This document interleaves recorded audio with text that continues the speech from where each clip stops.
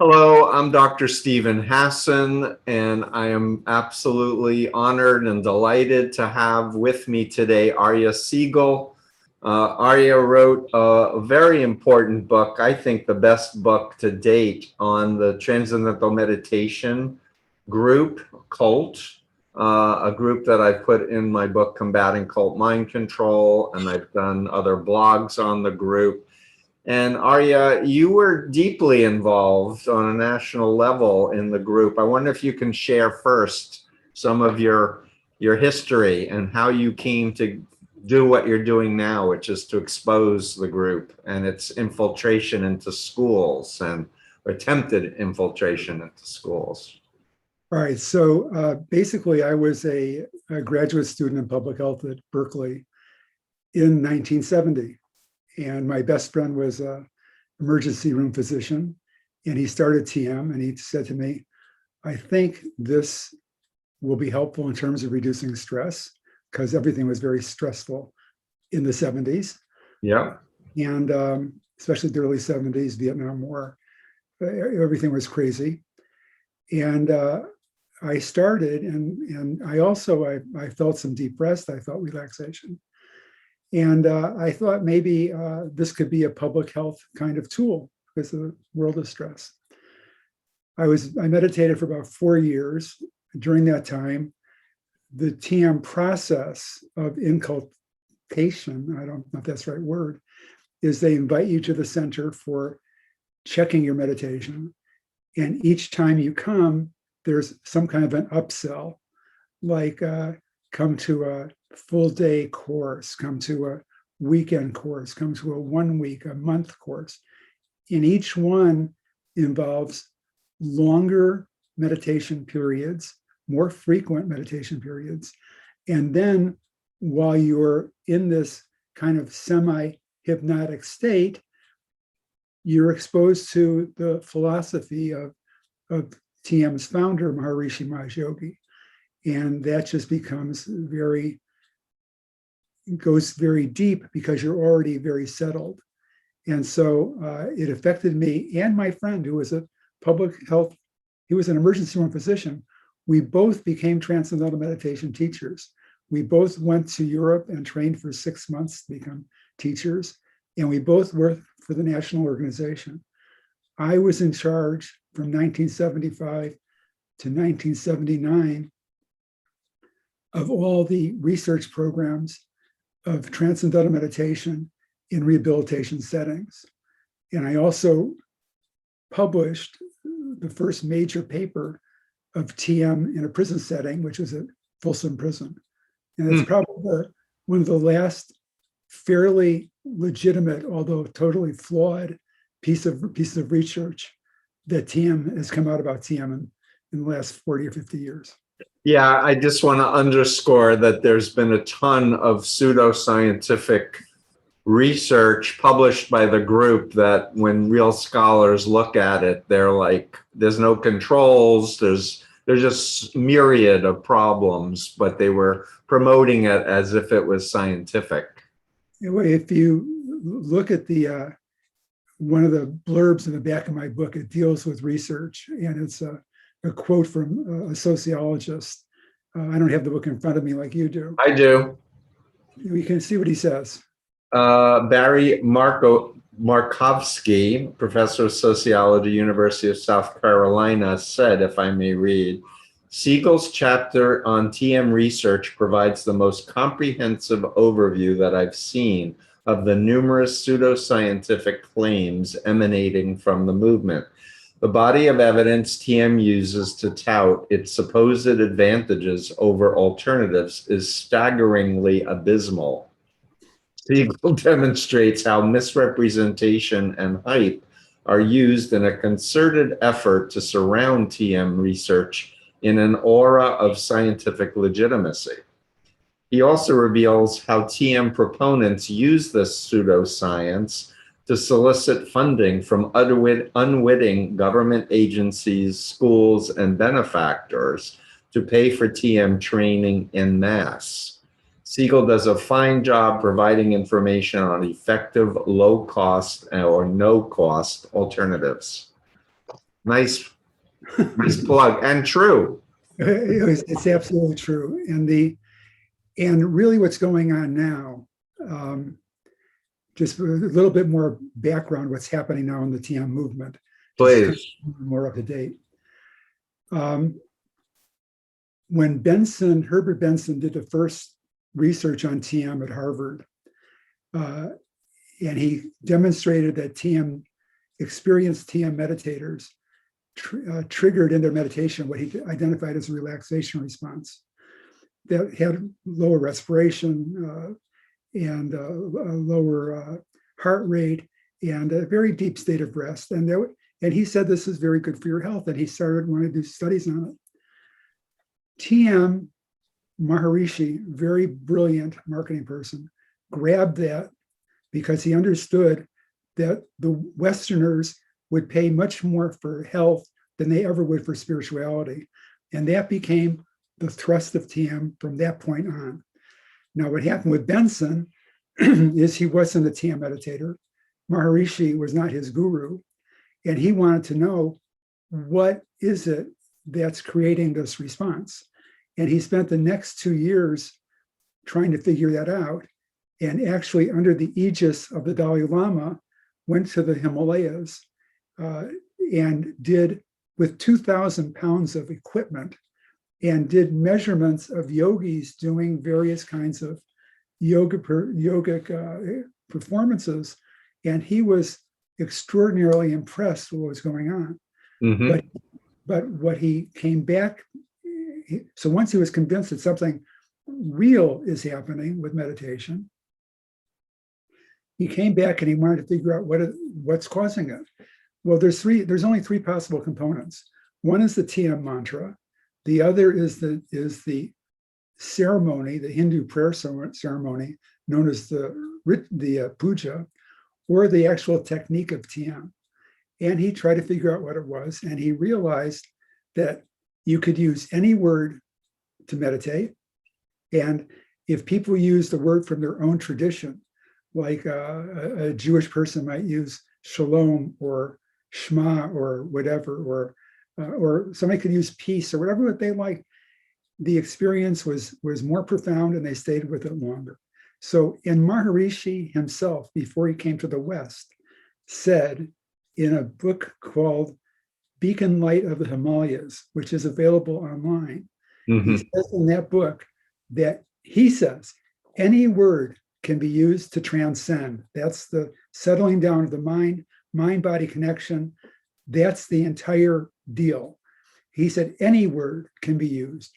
We use our words because they bring into our awareness Hindu deities. And by repeating and these sounds, their names, you will get favors, they call it boons, from these deities. So, if you want to meditate and have whatever it is infiltrating your brain, go with TM mantras. Right. Then he figured clearly the puja didn't have anything to do with it. So he said it's a technique. And then he came out with his relaxation response, which literally has the identical physiological pattern as TM without any of the Hindu trappings, cult exposure, or expense. Yeah, I actually met with Benson and I read the book. I think it's $4.95 in paperback. And Benson even says you can choose banana or some, any word, etc. But I also want, because a lot of people think of the Beatles and they think of TM, and I'm friends with Gina Catania, who was raised in it and who's working on her own book about that. But the Beatles were soured on Maharishi because he was hitting on women there. And I was told that John Lennon wrote Sexy Sadie. And yet, more recently, I think Paul McCartney and Ringo Starr was approached by the Lynch Foundation or somebody associated with TM and started talking it up again as if it was a legitimate good thing, which was very concerning for me. Well, first of all, I mean, if you're into the Beatles, you're my generation. I confess, I'm a Beatles guy. Okay, what's very interesting, this whole thing with Ronan Farrow coming out with the Weinberg, Harvey Weinberg, Weinstein, Weinstein sexual abuse. Okay, I think there's always been like this quietness about what actually happened to Mia Farrow when she was there. There was talk about it. There was all this stuff about John Lennon. There was an article, probably stimulated by her son, in Elle magazine about a year ago, where she says that she went to India because she was extremely stressed. She was in a very bad, vulnerable time. She went to learn how to meditate. She was invited by Maharishi to a private meditation session, and he started to grope her. And she got up and ran, and she left immediately, just like flew out of there. That's when John Lennon saw what was going on. He had seen that Maharishi was interested in other women, and he left. Now, Sexy Sadie was originally called the Maharishi song, but I think it was one of them, maybe George, begged him not to do that. However, if somebody goes online right now and just types in John Lennon, the Maharishi song, it was never released, and he destroys Maharishi, destroys him, talks about him being just an absolute money-grubbing womanizer, which in truth he was. And you and I have a friend, Judith Bork, who wrote a book about her 2-year, 3-continent affair with Maharishi while he was preaching celibacy. I'm going to just grab it. Keep talking. I have it on my shelf, in fact. So Judith was the first one who really came out in a public way. And I was on a panel with Judith. I got to meet her personally and listen to her. Yeah, she's she had and see, this is the problem with Maharishi. I don't want to stay with Maharishi because there's more to talk about now currently, but what I do want to say about how literally disgusting of a human being he was. We talk now about people who are sexually abused, and it's a massive topic, rightfully so.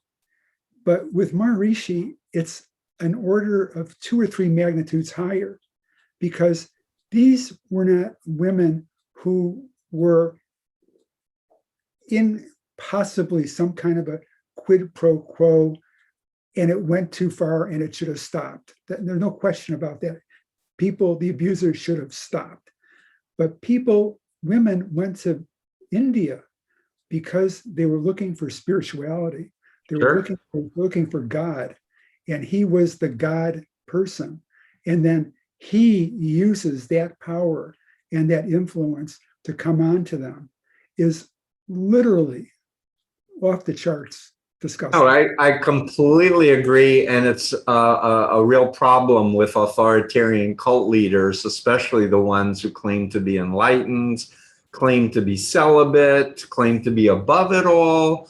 And yet it's power, money, sex, power, money, sex, power, money, sex. And look at, these people are human beings, and they get overwhelmed by the adulation that people are pouring on them, and they just act it out. I mean, it's like you see it literally with not only all the gurus, but all the quote, heavy duty religious leaders, whatever, that have cult-like followings. I also want to add that there's a very good documentary. We'll link it in our blog. David Wants to Fly by David Siviking, who I got a chance to meet when I went to Berlin and snapped the photo with him. And he bought into TM because of his love of David Lynch, and wanted to be a great filmmaker. And the David Wants to Fly was the claim that Maharishi said was you could levitate by doing the cities, the so-called advanced thing. And I think I saw Maharishi on Larry King saying something like, we need 40,000 cities, otherwise the earth will blow up or will be destroyed. You're nodding. Can you comment on this, please? Well, there's Diane Hendel was one of the people who sued the TM movement back in the 70s. And she said that she literally became psychotic for a while. Now she's a nurse, and she's rebuilt her life completely, and incredible person. But she said that Maharishi made it her responsibility that if she didn't do her Siddha program and stay with this, that she would be personally responsible for the destruction of the world. Literally, this is the... Yeah, no, I know the programming. I was in the Moonies cult, so I was saving the planet too from, Satan and communism, supposedly. Right. It's horrible. But let's go forward now, because you've been, good for you. You left the group after 10 years. You went on with your life. And in your book, you share that you decided to get involved in wanting to expose the dangers of this. And in particular, the threat of the David Lynch Foundation, I'm guessing, putting money towards trying to get this TM into public schools and to other vulnerable populations. Can you share what you've been up to and your success?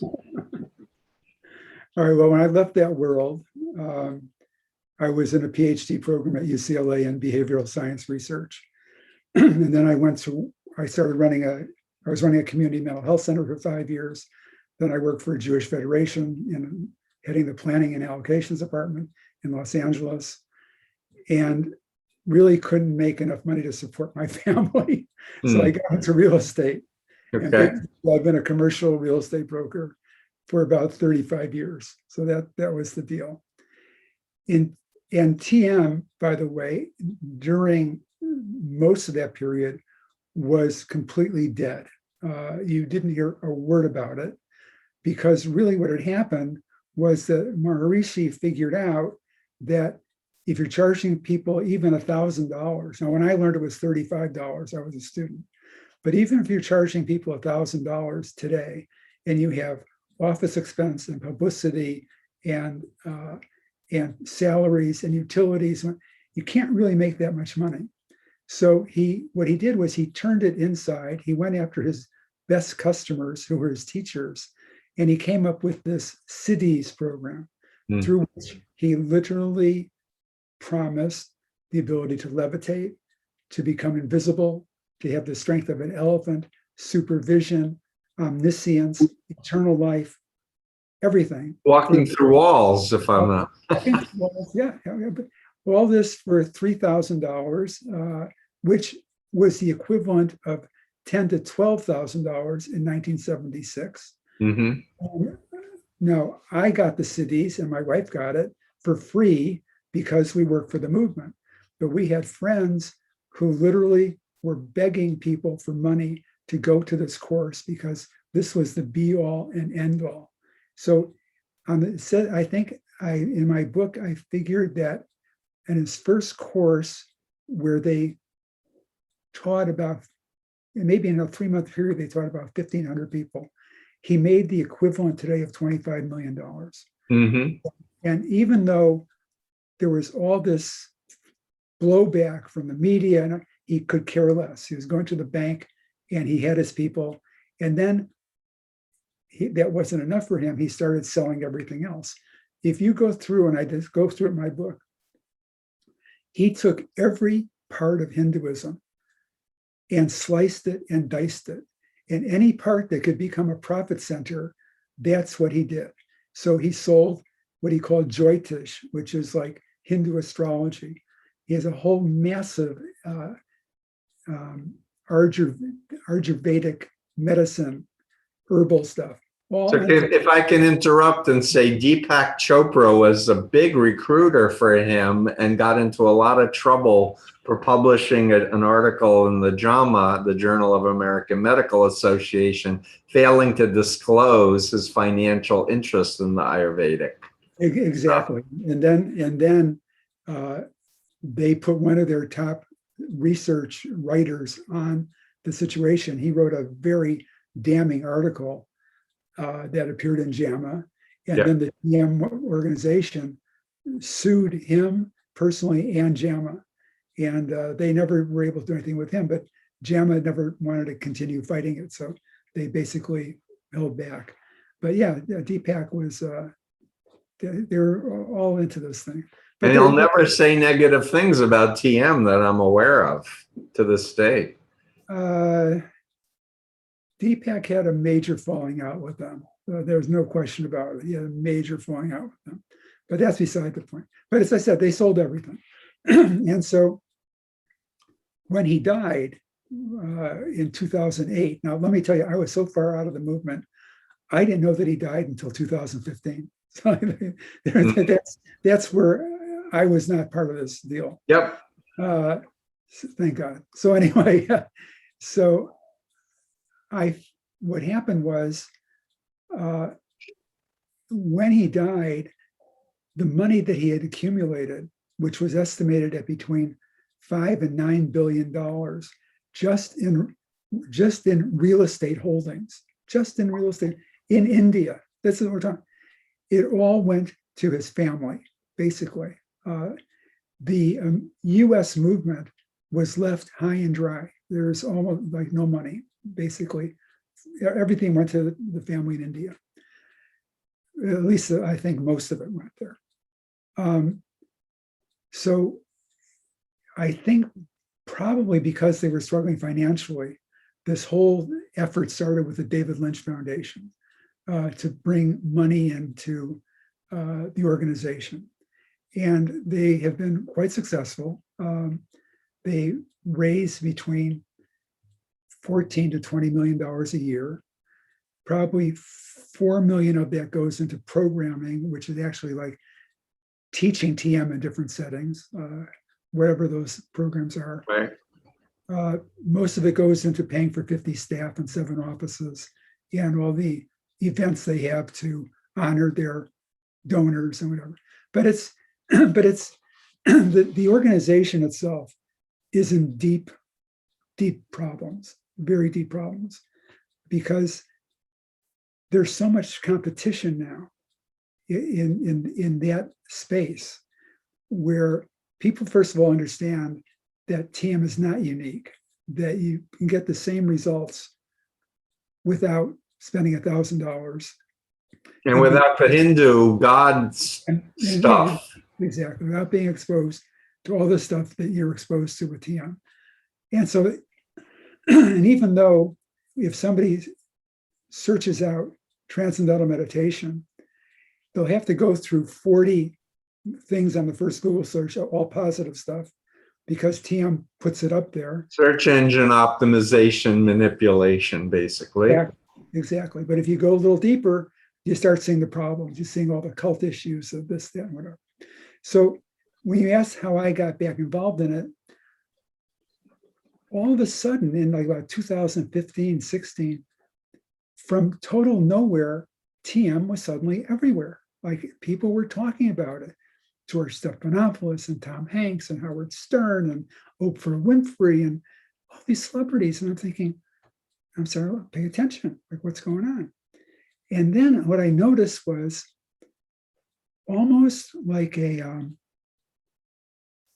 scripted line in every single presentation that they did. And of course, TM isn't a religion. Of course, TM has nothing to do with religion.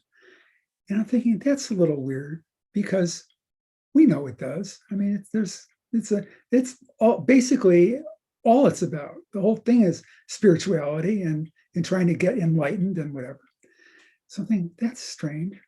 And then I saw more about the David Lynch Foundation because I got curious. I went on the website and I'm thinking they want to teach transcendental meditation to 1 million public school children, that doesn't seem right to me. And I just said, somehow you figure out that maybe you're the right person to take on some kind of a job that you really don't want. But Well, you're a do-gooder, Arya. You got involved because you care about people. You got involved with psychology to help people. I'd like to say that that's completely true, but a big part of what happened was that over a short period of time, 3 people in my circle, 2 of my family members and a friend from my synagogue, said that they were going to start transcendental meditation. And then I explained what it was, and they backed off. But I said, why are you doing that? And they said, well, because it's just sounds to be so great, and I'm so stressed. And I figured, okay, now it's impacting me personally, as well as the general stuff. And for whatever reason, I had the experience of becoming a TM teacher.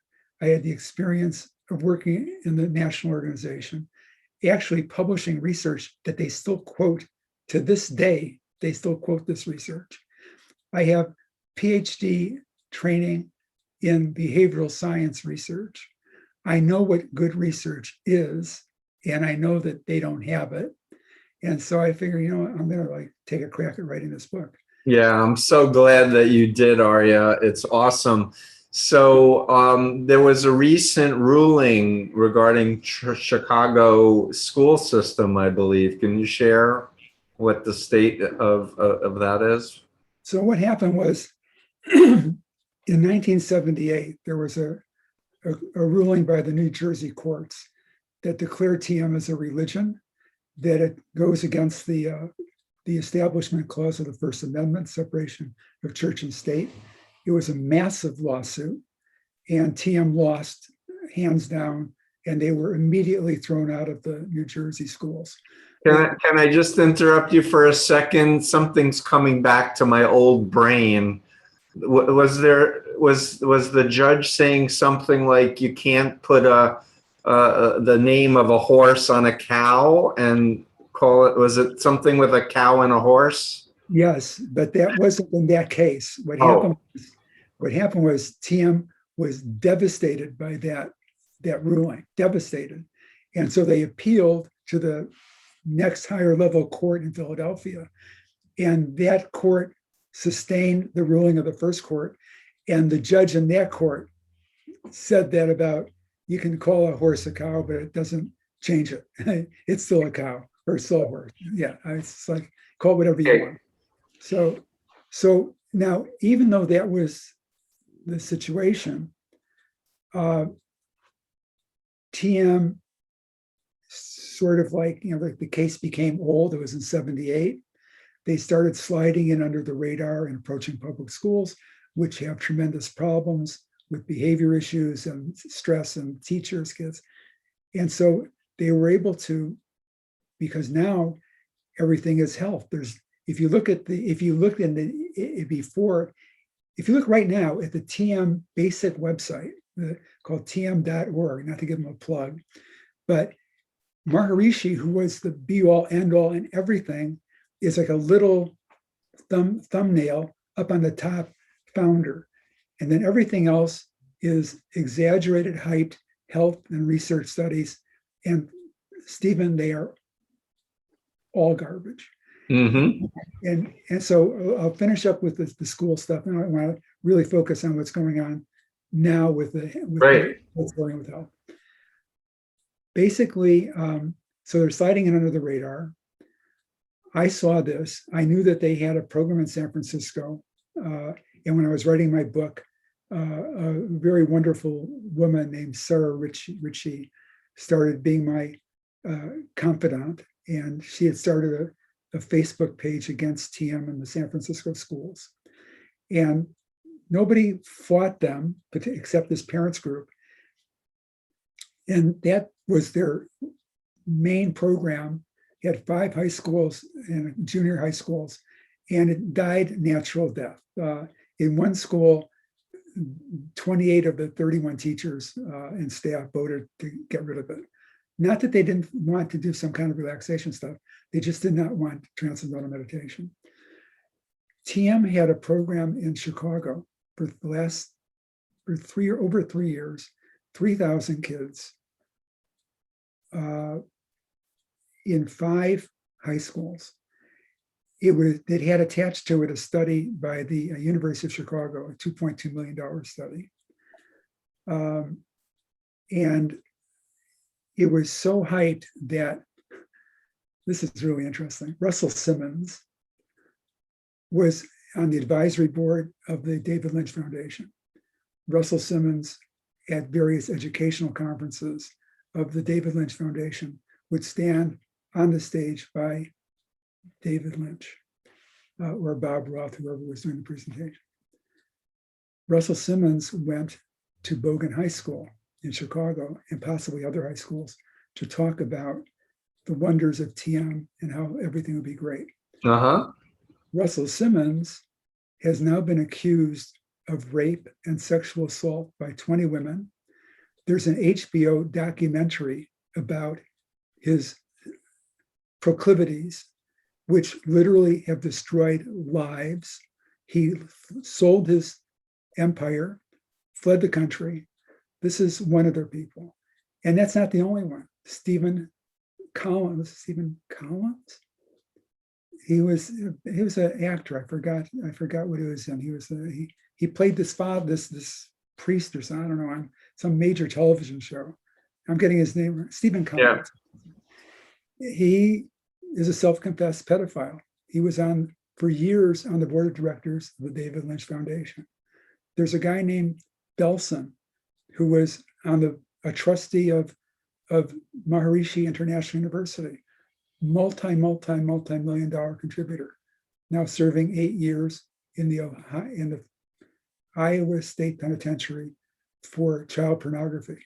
I mean, so if TM is supposed to really create such a wonderful, evolved, advanced, whatever, what's going on here? I mean, even the celebrities that they keep bringing into their fold, one after another comes out that they have this problem and that problem, they're depressed. Blah, blah, blah. So that's on one level. I decided to take them on in the schools. Part of that was having a chapter in my book about it. But then I started working with a teacher in Chicago, a substitute teacher, who I don't even know how we got in touch with each other, but she was great. She's a Christian woman. She got involved. She started saying what was going on. She started interviewing kids, and she said, "This is wrong. This is like a cult, and these kids shouldn't be doing this, and they're being pressured and whatever." And she and I started working together. She put up a Facebook page. There was a major article in the Chicago Tribune above the fold about the problems of TM in the schools. And then we organized for this substitute teacher and a 14-year-old girl from Bogan High School who went to they spoke for 2 minutes each at a full meeting of the Chicago Board of Education. And the girl just described what was happening, how they forced the kids to do it by pressure, peer pressure, and by offering them candy and meals and whatever. One kid who you could say was an influencer, she said they gave him $200 to stay with the program. This is sounds like reevaluation co-counseling. There was a huge expose in the Boston Globe yesterday, Thursday, the 27th of May, about the split off of Scientology. Had been functioning on our school children for years. Well, this young lady talked about the puja. They're making offerings to some man that I had no idea who he was, in a language I didn't understand. And I don't know what they were saying, but one thing I can tell you, it went against my Christian religion. And then they have us do this sound, and we don't know what that means or whatever. It was so powerful that the chief of education turned to the board of directors behind her and said, I did due diligence on this program before we let it into school. None of this was disclosed to me before this program started. And with your permission to the board, I would like to investigate this. About 9 months later, they shut the entire program down. Now, because they did it voluntarily, that meant they could start it up again if they decided to do it. Uh-huh. So I've been working with a law firm in Chicago that's taken on pro bono, suing the Chicago school system, the David Lynch Foundation, and the University of Chicago. And yesterday, I think I sent you a copy of a headline where the court ruled that the case against the Chicago schools by one of the students and his father could proceed because he demonstrated that he was being coerced into a religious practice in the public schools that was damaging to him psychologically and in other ways. And they're allowing the case to go forward. So this is a major. Yeah, and we'll add the link to that article, and I think there was a judge's description of why he wanted. Exactly. He describes what the student said his experience was. The student described it. And the judge ruled this is definitely coercive, and it's definitely against his religion and whatever. So now what's going on, I want to mention to you is when you look at the subtext of my book about I'm going to plug it again. Transcendental Deception by Aryel Siegel. If you look at the subtext, it's about the David Lynch Foundation wanting to teach 1 million public school kids transcendental meditation. Because of what we've been doing recently with the Chicago schools shutting it down, even more so, the New York schools were going to do a massive expansion of a small program. And they had an $8 million study attached to it from the University of Chicago Urban Crime Lab. All canceled. And the David Lynch Foundation no longer on their website has a mention of public schools. Good for you. This is like, it is really a victory that we should all celebrate. Citizen activism, yay, go, former members, yay, speak out, help others. Absolutely. So now, just like, to tell you one more thing that's going on, because they know they can't deal with the schools anymore. Now, by the way, my personal opinion, the TM organization, these people, they could care less about the kids learning meditation. Now, I'm not saying that about their advisory board members or their board members. Those are probably, I'm sure they're good people thinking they're doing good and they're supporting an organization that they feel is doing good. But the people who are running it, they're only interested in it for the money. They'll go after any target group that is in the public eye, healthcare workers, frontline, the homeless. Veterans. Veterans is the one now I'm working on. They want to use TM as a treatment for post-traumatic stress disorder. And they're making inroads in that field. And they have self-funded an $8 million study. I think what they did was they took the money from the New York program and just switched it to the Veterans Administration. And there's a big study that's about to go on. And I'm working to basically block that study with people who are doing research, whatever. Great. And I want to just mention for our listeners, my recollection is there was a German study on a meditation like TM, and it actually increased anxiety in 40%, if I'm remembering correctly, of the people who are doing it. Can you comment on that it doesn't, this type of repeating a mantra doesn't work for everybody to relax them? Well, I'm not an expert in that area of it. When you say the German study, what clicks in my mind is what's identified, what's called the German study, which was, I think, done in the 1970s or 80s, where I have the book up there too, but I'm not going to get up and get it. But so many people were damaged in Germany by the TM movement that they authorized probably the most comprehensive study of TM ever taken on before or since in the world. right. They focused on about 40 or 50 people who had been damaged. They had professional interviewers and psychiatrists and psychologists doing the interviews. They talked to the person, if the person would talk to them, their parents, their significant other. And it was so devastating that the TM organization tried to block it in the courts, and they lost, and it was released.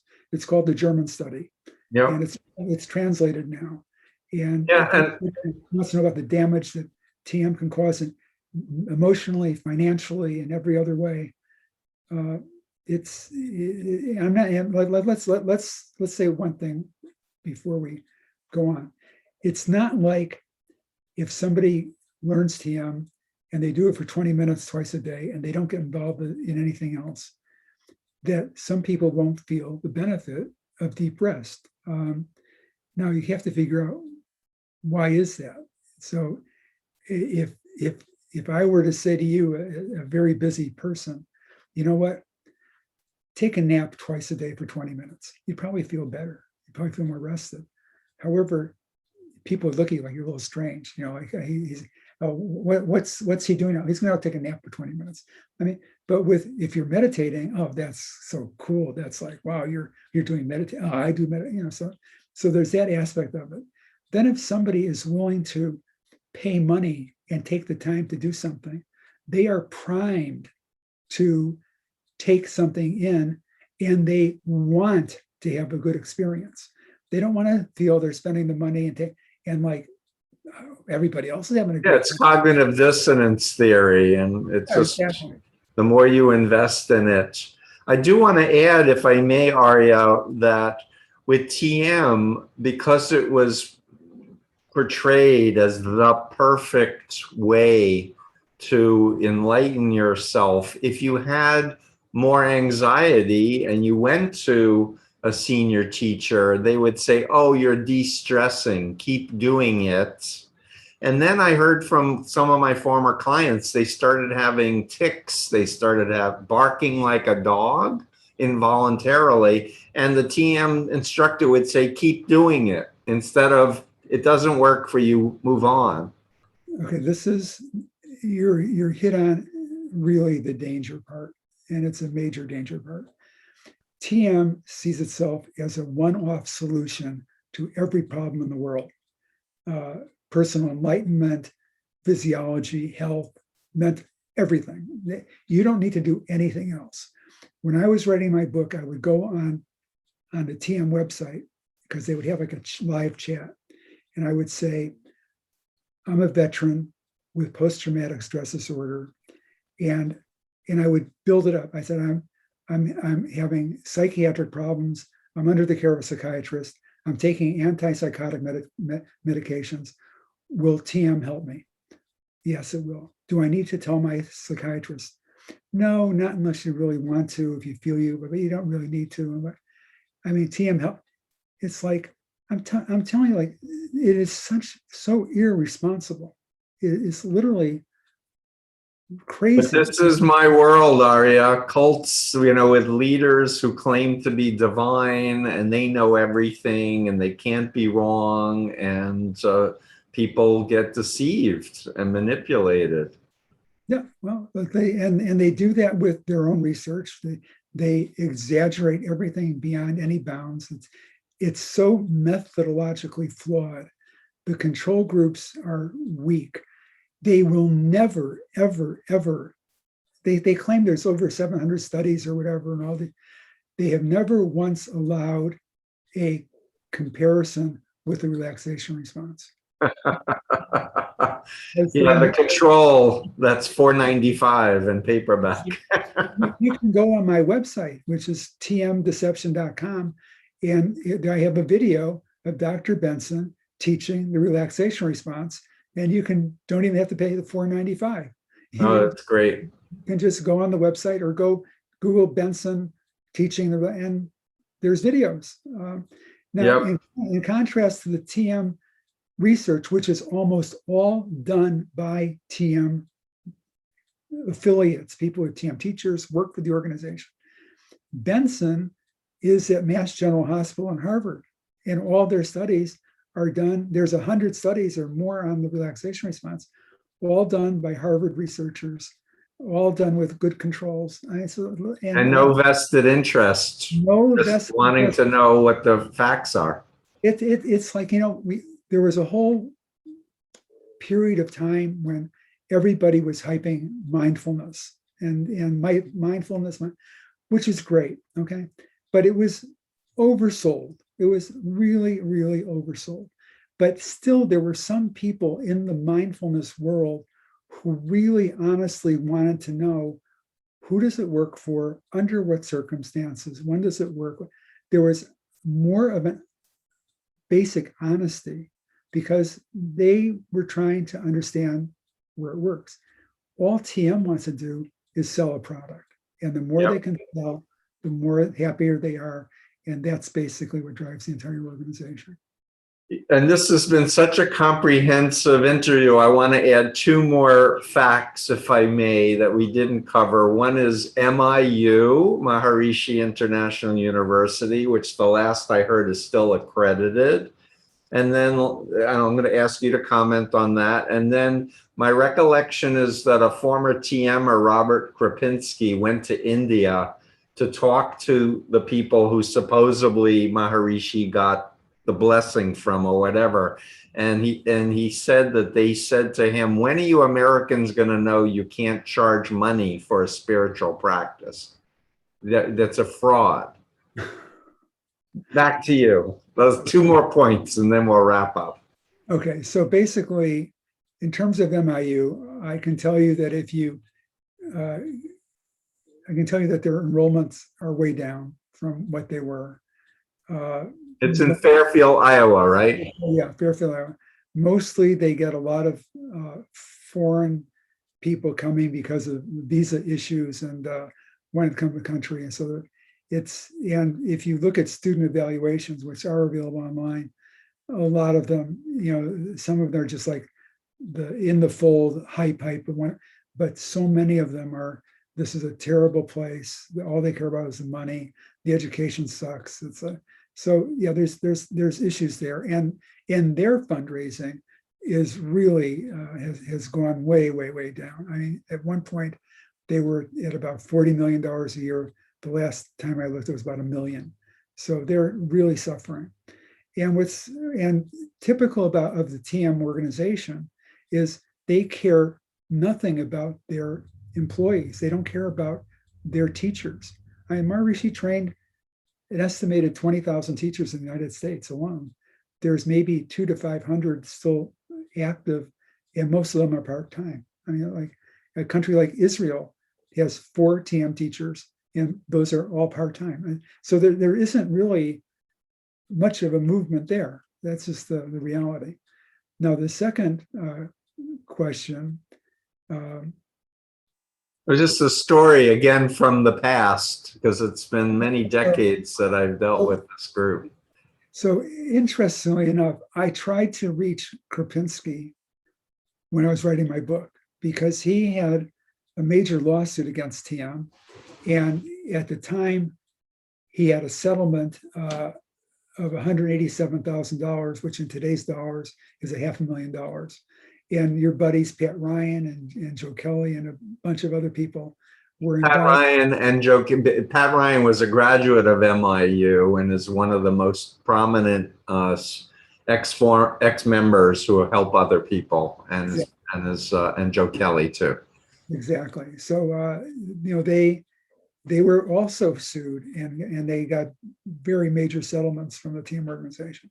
Mm-hmm. So so Krupinski was the first, and I tried to reach him. And then I understood that when he got a settlement, he kind of went off to India, got involved with another guru. And Oh no, he didn't learn his lesson apparently. I didn't talk to him. Literally 3 days ago, I get a little wave on my Facebook page from Krupinski. And I think, wow, this is really interesting. And I start a dialogue with him. And one of the things that's going on that I'm also now engaged in is Loyola University Stritch School of Medicine, which, to give you an idea how this organization penetrates, they had— This organization meaning TM? Yeah, the team organization penetrates organizations. Yeah. 20% of the students and faculty of the Stritch School of Medicine do transcendental meditation, where they were doing it before the pandemic. There was a 4-credit course on transcendental meditation as part of the medical school. And Loyola University is a Catholic school run by Jesuits. I mean, it's a Jesuit school. Right. So now I'm talking to Krupinski, and we're talking about the case, and he tells me that his trial was such a big deal that he actually had 2 people from the Vatican testifying on his behalf. And then he mentions to me, and there was a pastoral letter against TM written by Cardinal Jamie Sin, who was the first cardinal in the Philippines in 1980 or 1977. And he wrote this pastoral letter, and it says that he wrote it with experts in the field, and it goes through how TM, point by point, philosophically, is the antithesis of Christianity. And I said, do you have this letter? He said, I don't, but I can get it. I said, well, maybe I can Google it. I Googled the letter, and I have it. I don't know if I sent it to you or not. But we'll link it to this. So now I have this pastoral letter. In the meantime, Tony Nader, who runs TM, who's the Raja, if you'd see pictures of him, you would go crazy. Is that with the gold crown and everything? Robes and the whatever, and they refer to each other as Your Majesty and Your Royal Highness. Governors in the Age of Enlightenment or something? No, these are the Rajas. These are the higher level. Higher than that. These are the ones who paid $1 million each to become. Yeah, that was the real fundraising. Yeah, that was like 150 people, $150 million. I thought, okay. This Tony Nader has a PhD and an MD, and he was doing 2 grand rounds presentations in the psychiatry department at Loyola University Stritch School of Medicine within the last 4 months. When I heard about it, I wrote to the chair of the department demonstrating that they were involved with a cult, with links to videos that showed the entire thing, but they're ignored. And then he did the presentation, which I watched, and I took screenshots of his slides, and I sent a second email demonstrating how he lied and exaggerated their research, and he misconstrued a study of the American Heart Association. It couldn't have been any clearer. Also ignored. Now, previously, I'd written to the dean of the medical school a few years ago, sent him a copy of my book, also ignored. Now, I've got this pastoral letter, and I call up and I go online. I figure, who's the Jesuits in charge? Father John O'Callahan. So me, a nice Jewish boy, I call up, leave a message. He calls me back. He's 90 years old, says to me, call me Father Jack. And we start talking. And he said, this is really outrageous. He said, we are a Catholic university. Now, albeit that many of our students don't practice Catholicism, many are from all other kinds of religions. Yep. We're a Catholic university. he said, please send me information so I sent him the letters I sent to Dr. Rao, and I just sent him the pastoral letter. And I said, and I sent him a copy of the pledge that Rajas make to this Tony Nader, who did the Grand Rounds presentation.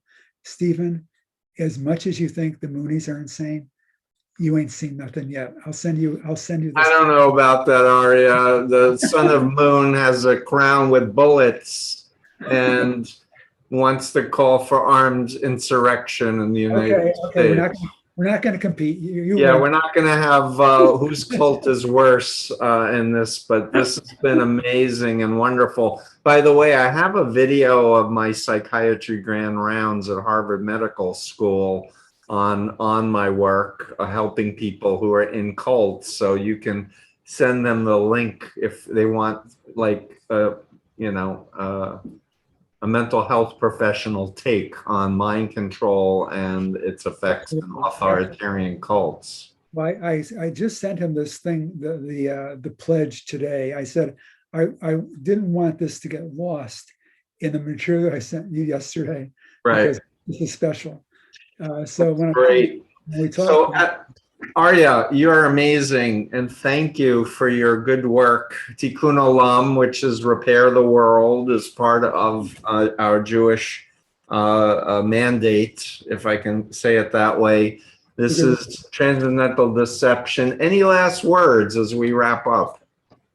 Well, first of all, I just want this. You have to say Hakar Satov, which means to give thanks to those who help you. You were one of the first people that helped me on this journey, and you helped me a lot. I read your books, got a lot from your books. I talk about Bite in my book, and a chapter on his TM occult, and you actually wrote the first blurb on the back cover of my book. I was so excited that you wanted to do it. I'm just thrilled, and it's a pleasure to finally get a chance to do this interview. So Yashikoa, keep going. Let me know if I can help. Thank you so much. Thank you so much too. Take care.